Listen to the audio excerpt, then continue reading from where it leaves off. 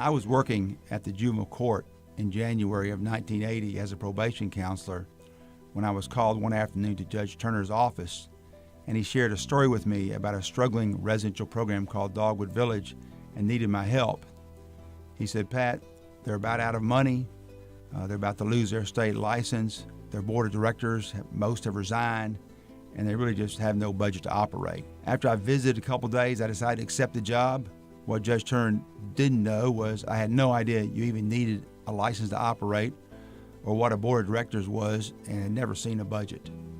We had 25 young people and 9 staff, and we struggled for 5 or 6 years, but finally borrowed some money and started making a little progress.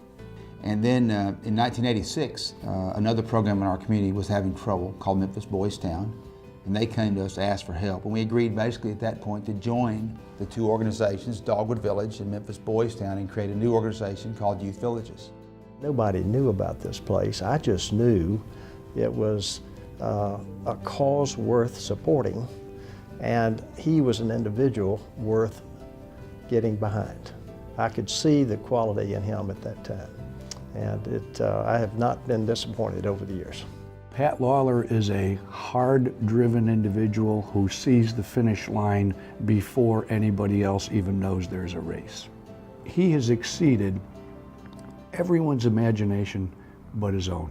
There's no way anybody dreamt of this 25, 30 years ago, but Pat Lawler did. Actually, I started this work 43 years ago when I graduated from high school, and we had a high school football coach who was a volunteer, but he was also the executive director of Tall Trees Youth Guidance School, which was a program here in Memphis for abused, unruly, delinquent boys, and asked if I wanted to come to work there that summer following high school, and I did on my 18th birthday, and became a college counselor. And it was an exciting job. I was especially drawn to the most troubled kids in the group, maybe because they demanded so much attention. It was more than just a job, it was something fun, you know. Of course, I was young, and I was, you know, about the same age as most of the kids for that matter there. Our primary focus is to help the most emotionally troubled, abused, neglected, unruly young people in those communities, help keep them safely with their families, you know, working intensely with the parents or the people in the home who are responsible for the families, the school system, the peer group. But we want to make sure we've given that young person every possible opportunity to succeed while they're, you know, in our care. The biggest character trait that Pat Lawler has is he has never forgotten the children. It's all about the kids. When I first came to Dogwood Village, we had no money. We had no benefits. The furniture was just stuff people had donated. We had a couple ragged vehicles that people had donated. And I really felt that that was what we were supposed to be. We were a charity. That's the lifestyle our organization was supposed to have, and that was the way it was supposed to be with kids. You lived on what people would give you, and you just survived day to day. But a board member named Jim Pickle came on our board in 1983, and he was one that convinced me that we didn't have to live this way.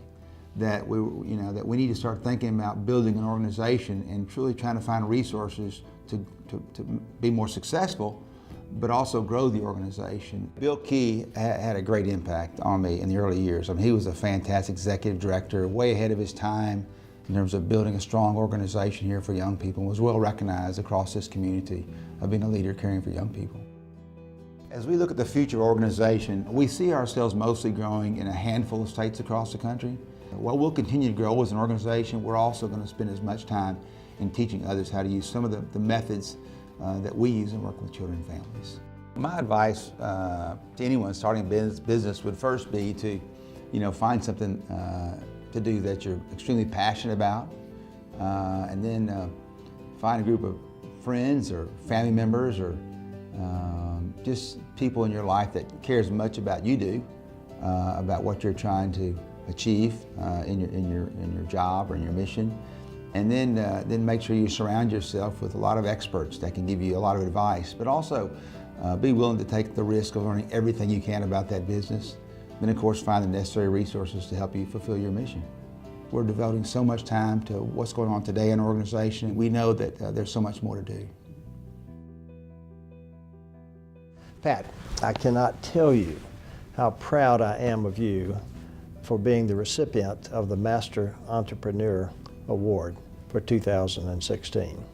I am so proud of what you have accomplished in your career from that very early start, and it's just been so rewarding to me to see how you have grown, matured, and become the consummate entrepreneur and the consummate leader that you have been. Your passion, your perseverance, your dedication are enormously gratifying to me.